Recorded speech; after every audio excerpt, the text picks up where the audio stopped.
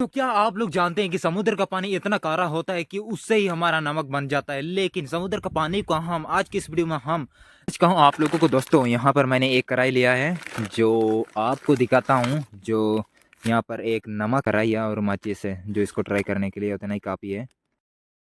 ये हमारा नॉर्मल पानी है और इसको हम यहाँ पर कढ़ाई में हम डालते हैं।